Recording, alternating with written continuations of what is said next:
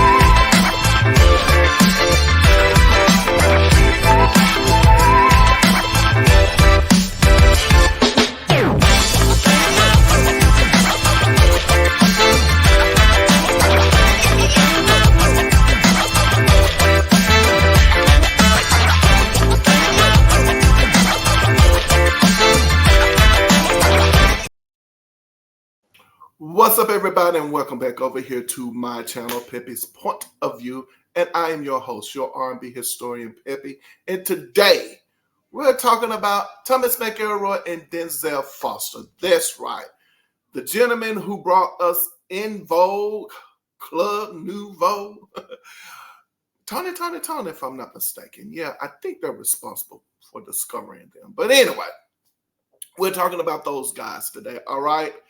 Yes, in honor of my father. That's right, my father passed about a month ago. And so what I wanted to do was, in honoring my father, I wanted to incorporate what it is that I do over here.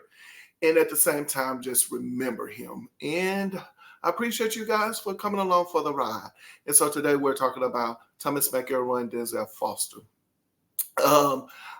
I would like to think that you know these guys right here. I would like to think you know them. They go by Foster and McElroy. A little bit about the guys.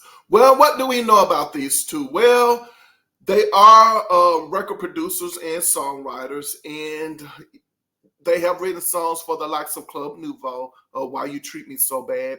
Also, they are also known for that hit, Lean On Me. I believe they won a Grammy Award for that one also. Tony, Alexander O'Neal. I'm actually going to talk about Alexander O'Neal, believe it or not. They wrote a song on the album that I listened to. I think it's the All True Man album. Is that it? With Alexander O'Neal, and I think the song is called Midnight Run. Samuel and Maxine Jones of En Vogue are the background vocalists on that record. It was actually a pretty nice record. Oh, Regina Belle.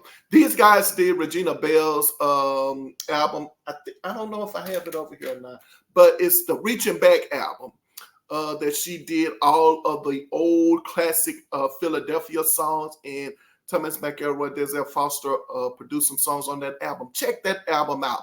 Regina Belle's Reaching Back.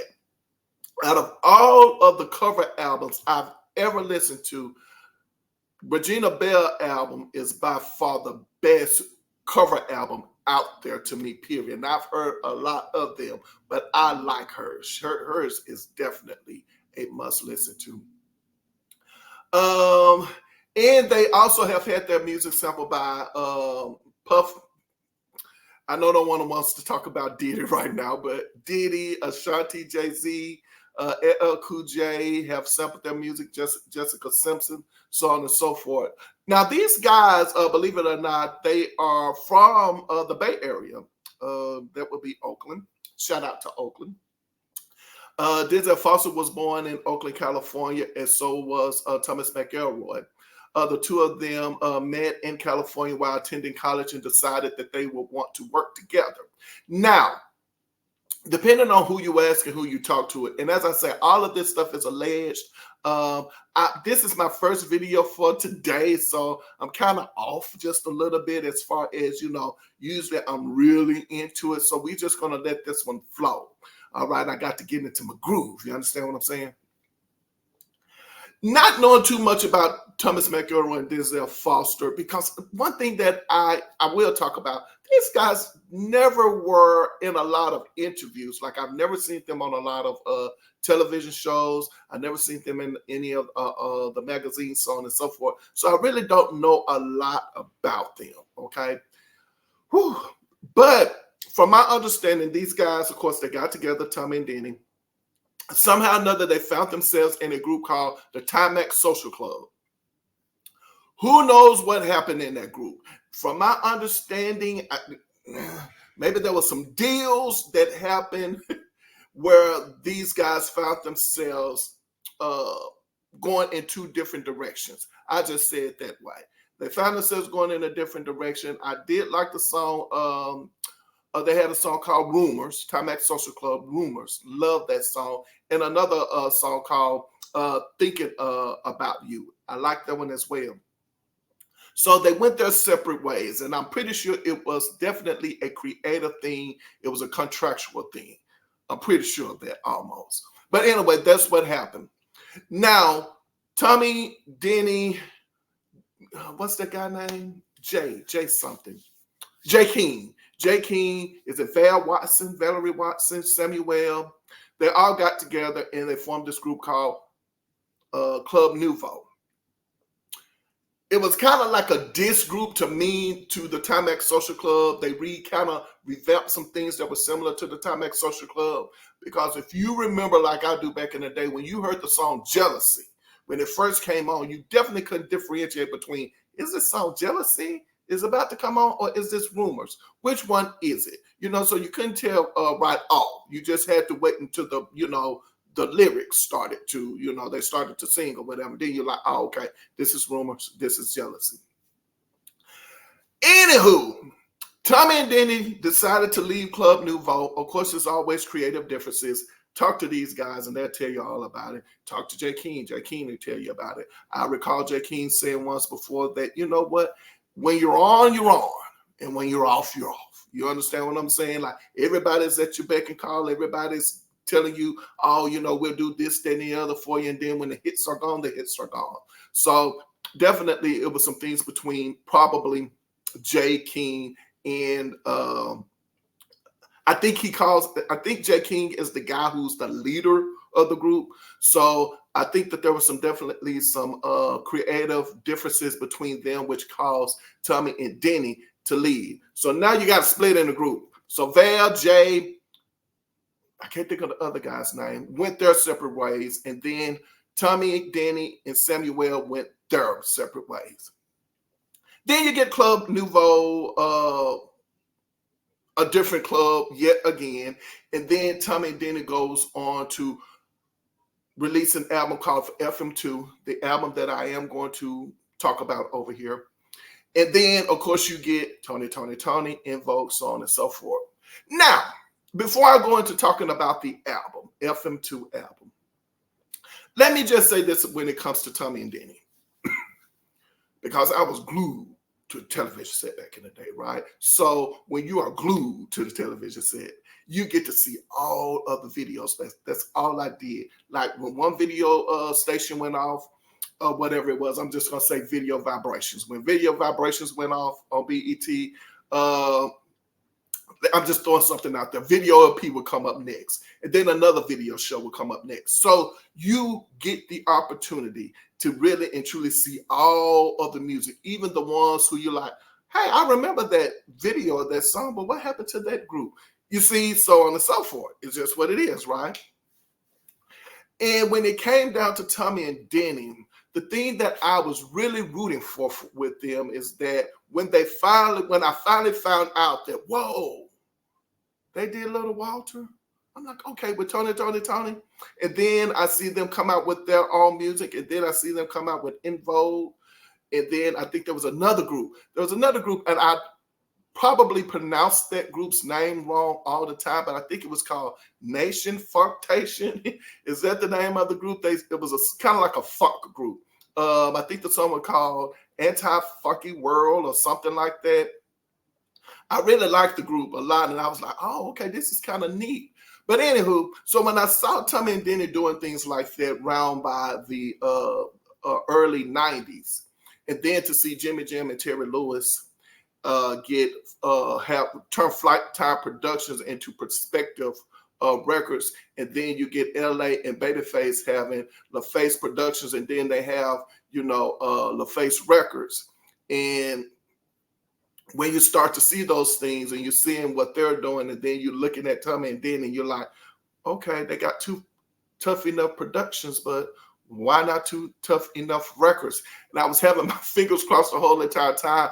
I wanted to look up one day and open a magazine, and there it is. Tommy and Denny, they have their record label distributed by, a major label. And now I'm like, okay, I'm going to get a lot of Tommy and Denny's music, artists out there, because I really do admire these guys from a production and songwriting standpoint. And I was definitely looking for that. And well, it never happened.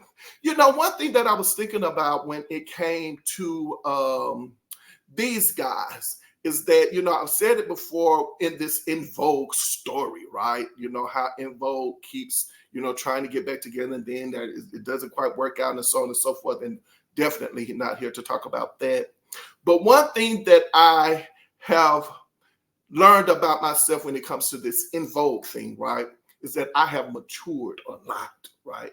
I used to would be like, well, I'm only saying what the ladies said, about each other. That she said this about that one, or this has happened, and so on and so forth. But now I'm kind of like at the point, I'm like, okay, I like all of the ladies, everybody. It just is what it is.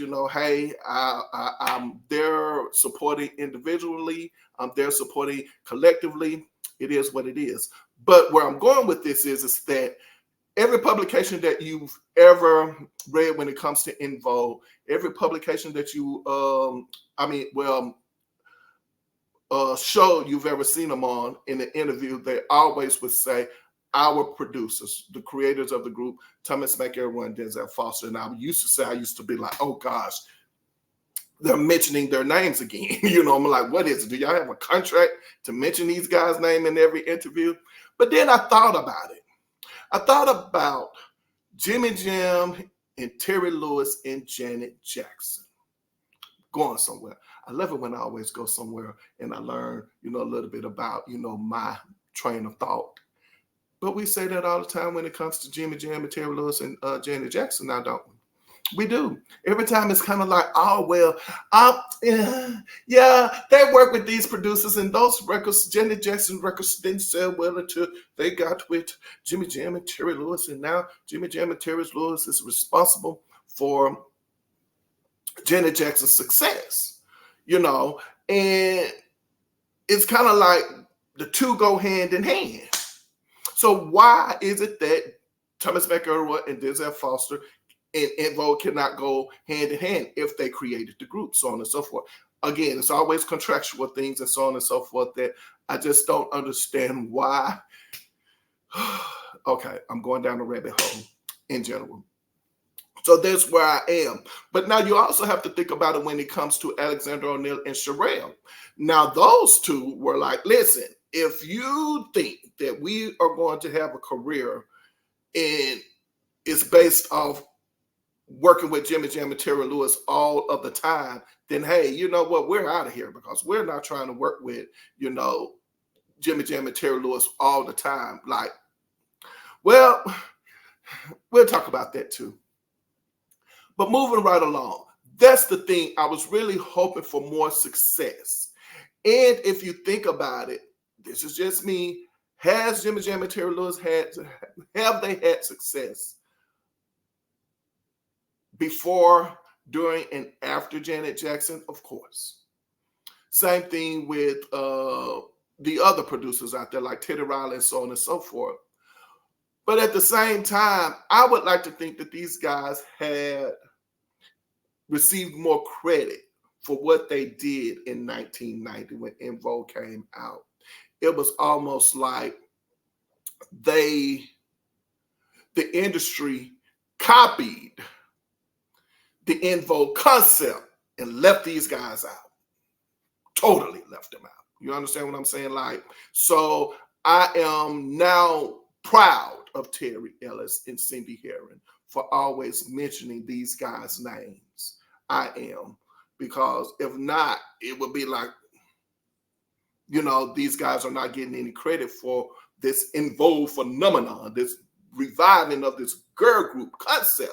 You understand what I'm saying? Because no one, I don't care who you are, if you diss these guys, you know what I'm saying, and like pay them no attention, it's almost like, do you know who they are and what they did? And do you know how many producers and record companies copied what they did?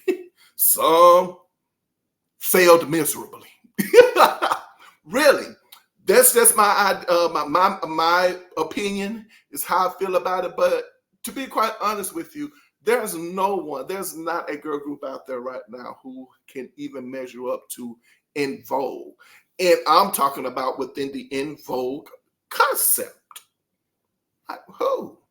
Like when you think about it, and everyone always wants to bring up Destiny's Child, SWV, TLC. Those ladies are not in En Vogue's lane. So you can't, Spice Girls, like it doesn't matter about what group sold more records than En Vogue. That's not it. You're not in En Vogue's lane. And that's the reason why these girls groups, the girl groups that I just mentioned, the reason why they have so much success. They have this success because they're not in En Vogue's lane. They cannot be compared to En Vogue. Oh yeah, in a little bit, some ways here and there, but for the most part, no, they can't be. It's just what it is. It's my opinion. I'm okay to have my opinion. You're okay to have yours. And I'm here to tell you, no, when it comes to Tommy and Denny and what they did for the girl group and that, yeah, we're done with that. So anyway, so having talked about these guys and what they were able to do. Now, some people will probably say that from what Tommy and Denny have been able to do, from a production standpoint, it has been a hit or miss. And you just really can't tell if it's going to be a hit or a miss, because when it comes to En Vogue, that was the same thing with them in the beginning. I like to think that En Vogue's success was largely due to Thomas McElroy and Denzel Foster, and not even the record companies. I really do. I still feel, my opinion, is that once these guys got out the way, and however they got out the way, it's just what it is. En Vogue did not have the same success as they had, and I think it's because these guys said, hey, no, we're not going to do that one. Do you understand what I'm saying? You might not liked, their decisions. You probably didn't. You probably didn't like their decisions. It's just what it is. But at the end of the day, they're saying, no, we're not going to change this song. We're not going to do that to this. And we're talking about these two guys going back and forth with Sylvia Rone about certain things, especially the Funky Divas album. And think about the Funky Diva album for a minute. Allegedly, Sylvia Rone didn't like that album, right? But look at what it became. And I would like to think if she didn't like it, this is just my opinion, then she didn't promote it. But again, En Vogue was so consumed, or we were so consumed by En Vogue. We love these ladies so much, so to the point where, you know what, hey, it doesn't matter. Once it's out in the public and people want it, you have no other choice but what? Give them what it is that they want. And if this is what they want, fine. And I can give them what they want and dislike you at the same time. It's just what it is. So anyway, so let's dive into the album, FM2, by Thomas McElroy and Denzel Foster.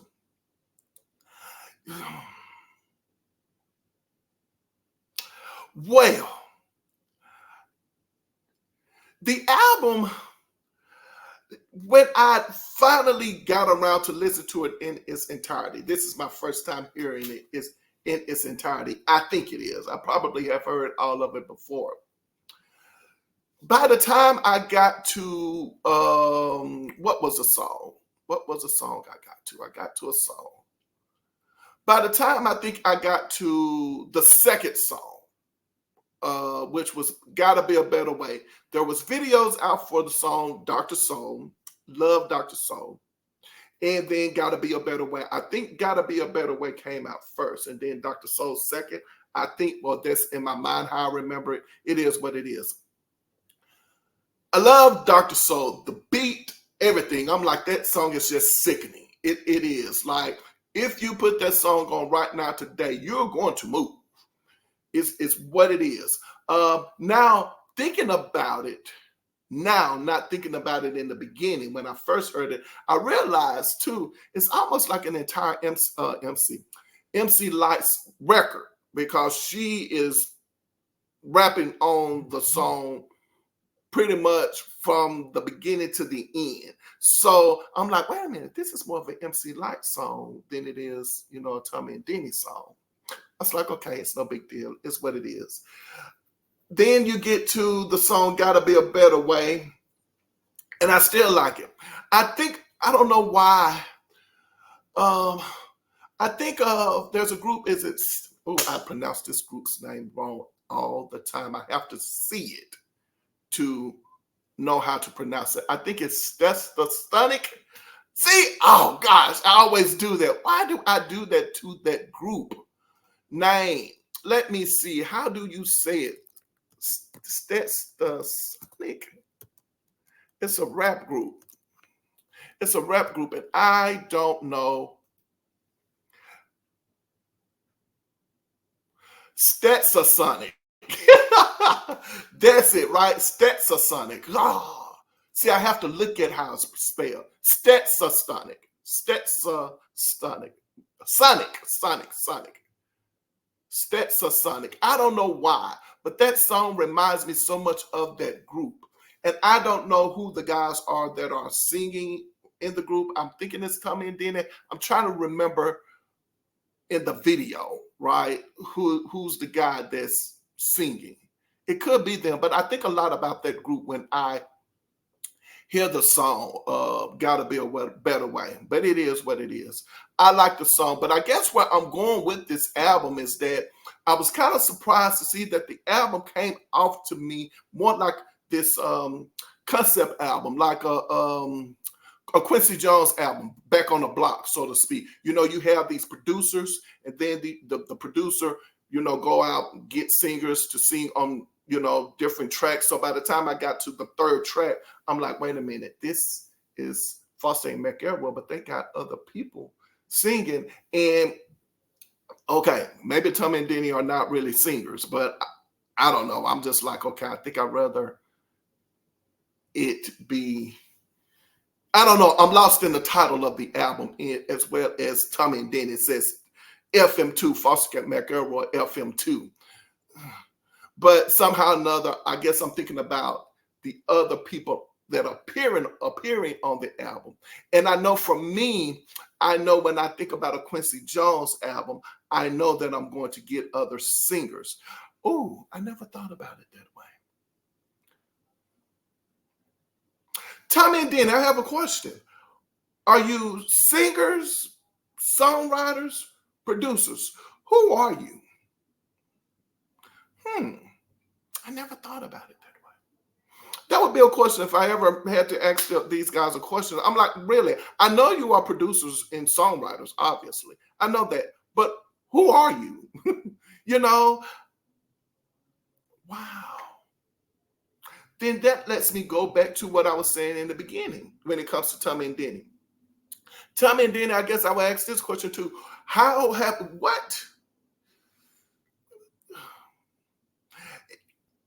You know, maybe we don't know who you are, Tommy and Denny. Maybe we don't. You know, like, where are you? Were you just focused? You know, some people do that. Some people are probably just more focused on, hey, you know, this is an idea that I have. Okay, how do we get this idea across? All right, hey, We made some money doing that. What's your other idea? All right, well, you know what I'm saying? Well, we're going to do this particular idea, so on and so forth, but not necessarily thinking that maybe the public also want to know more about you guys. And, you know, I guess you, Tommy and Denny, could have also taken advantage of marketing as well. You know, more so, I would just say now they're just these guys who are creative and say, hey, let's do X, Y, and Z versus, hey, no, we are producers and we are songwriters. You know, this is what we do. But I don't know what you guys do. I just don't. Like, who are you? That'll be a question. Yeah. Who are you from a musical standpoint? Like, you have all of these things. Now, we know Jimmy Jam and Terry Lewis are like these super mega producers. We know that. But when it comes to, we know, okay, like L.A. Reid and Babyface, great songwriters, hit makers. But if you think about it, that's media, right? That's the media. I better not say that. Do I want to say that? I guess I'm going to say it. I'm going to say it. Ooh, do I want to say it? I guess I will. All right. I got to. It's just, I don't know why, but I'm going to say it. It's not a diss to anyone at all. All right. Y'all know how I am over here. It's not a diss. But I have to say this. I have to bring this up in the Tommy and Denny story. Do you remember when I just told you guys that these two guys here, you know, should have gotten more clout off bringing In Vogue, the concept, back to mainstream, you know, media, you know, the music industry, so on and so forth. These guys' names are never mentioned, but In Vogue's names are mentioned all the time. Like, everybody's like, oh, we love In Vogue, we love In Vogue, In Vogue is great. But Tommy and Denny's name is never mentioned. Like, it's never mentioned. So, again, hats off to the ladies for always mentioning these guys' names. But then I think about something else.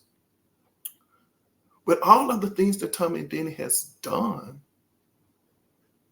you still don't hear their names mentioned. And then when I think about In Vogue and the things that In Vogue had to battle and deal with, and I'm saying, this is me, this is what I'm saying. I'm saying that Tommy and Denny has more to do with the success of those ladies because they stuck to their guns. Ooh, sorry, YouTube. Probably shouldn't have said that word. But now I'm saying to myself, if they're saying Tommy and Denny had a particular manager and In Vogue had a particular manager, then maybe both groups were mismanaged. Hey, it's what it is. You see? I'm sorry, y'all just, hey, it's just what it is. Listen, Tommy and Denny, I'm rooting for you guys. I have always been rooting for you. Really, I have. So, overall, in general, I got 2 minutes and then I'm getting up out of here. Less than 2 minutes now. But but my thing is this, when it comes to Tommy and Denny and the album, I would say I like the album, okay? And it's a decent album. It could have been a better album.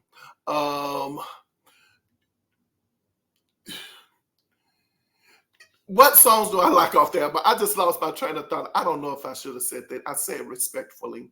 But I like, of course, Dr. Soul, Gotta Be a Better Way, Yum Yum.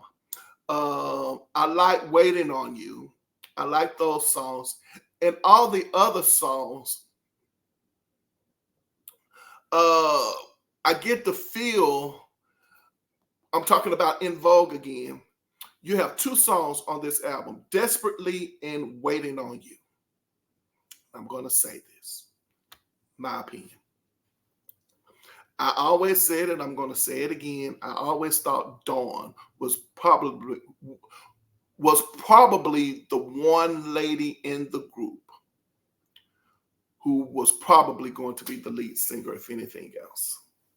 I do feel that way. I do feel like if Terry was not in the group and it was just Dawn, Cindy, and Maxine, Dawn would have been out forefront in the group, because when it comes to the songs Desperately and Waiting on You, Dawn is so much out in the forefront till it's kind of like, yeah.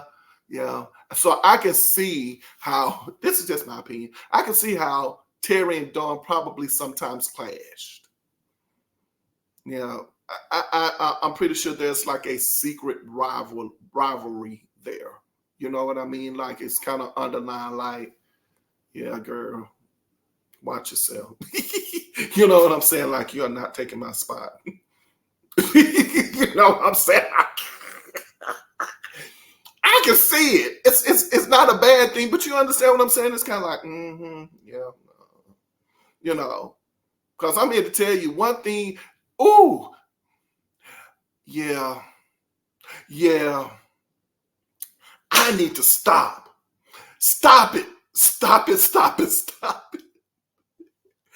Oh, think about it like this.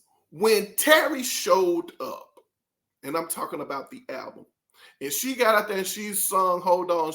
Terry sung Hold On like it was like she was singing for her, life. You understand what I'm saying? Like she was like, I'm putting it all out there. Like when Terry stepped out, Terry gave you everything. You see what I'm saying? To the point where you was not even focusing on the other ladies. Like, you're like, man, like from that standpoint, I'm talking about from a talent standpoint. Do you understand what I'm saying? We know the ladies was always in sync. They always looked good, and everybody was commanded attention on that. But it's just like when Terry got out there and she was singing. That's the same thing when it comes to Dawn. For real. It's kind of like when she got out there and she was singing Don't Let Go Love, and she was singing giving him something he can feel and all that. Like she showed up like, what? I'm here. Yeah. It's what it is, y'all. I need to stop. Yeah, Tommy and Danny. I like the album. Yeah, I'm not even talking about the album. What do I want to say about the album? I mean, I'm not talking. Oh, the guys have another album out.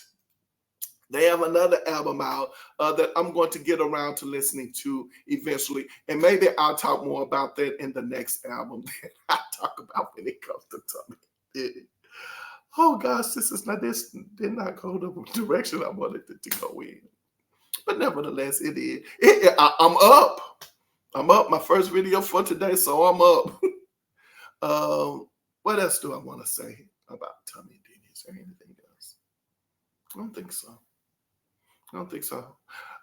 Definitely, we're going to do. I have to talk about the music, right? The next video I do. So this is one of two videos with these guys because I definitely want to talk about the music, like the FM2 album as well as the other album. I can't think of it. It's the F Mob album. What is the name of that album? I can't think of the name of the album. But anyway, it is what it is.